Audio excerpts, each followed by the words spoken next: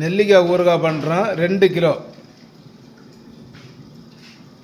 வேக வைக்கிறோம். ஃபஸ்ட்டு உப்பு மஞ்சப்பொடி போட்டிருக்கிறோம். நல்லா வெந்ததுக்கப்புறம் உடச்சி அதுக்கப்புறம் தான் ஊறுகாய் பண்ணுறோம். வச்சு உருளி சூடாகிட்டு தேங்காய் எண்ணெய் சேர்க்குறோம். எண்ணெய் சூடாகிட்டு கடுகு சேர்க்குறோம். கடுகு சூடாகிட்டு முழுவத்தல் சேர்க்குறோம். முழுவத்தல் ப்ரௌன் ஆகிட்டு ஜீரகம் சேர்த்துக்கிட்டு அப்படியே சதைச்ச பூண்டு சேர்க்குறோம். பூண்டு ப்ரௌன் ஆகிறதுல நல்லா வறுத்து விட்றோம். இப்போ தண்ணியில் கரைச்சி வச்ச மசாலா சேர்க்குறோம்.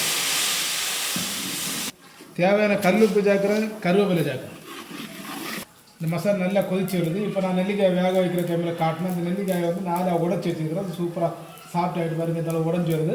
இந்த நெல்லிக்காயை சேர்த்து ஒரு 5லேருந்து 10 நிமிஷம் வரை அப்படியே கொதிக்க விடுறது. கொதிக்க விடுறது அப்படின்னா இந்த மசாலாவில் கொதித்து வர வர உள்ளுக்குள்ளாடி, அதாவது இந்த நெல்லிக்காய்க்குள்ளாடி மசாலா நல்லா பிடிக்கும்.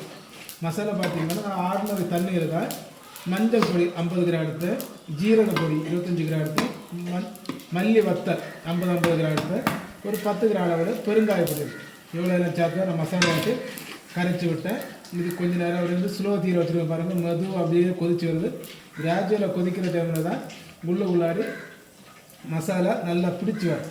அதுக்கப்புறம் மொத்த தீயை நம்ம ஆஃப் பண்ணிட்டு தான் இந்த 2 கிலோ நெல்லிக்காய்க்கும் 2 லிட்டர் தயிர், கட்டி தயிர் நம்ம சேர்க்க போகிறோம். வீடியோ ஸ்கிப் பண்ணாமல் கடைசி வரை பாருங்கள். எந்த ஃபுட்டாக இருந்தாலும் மறக்காமல் காண்டாக்ட் பண்ணுங்கள்.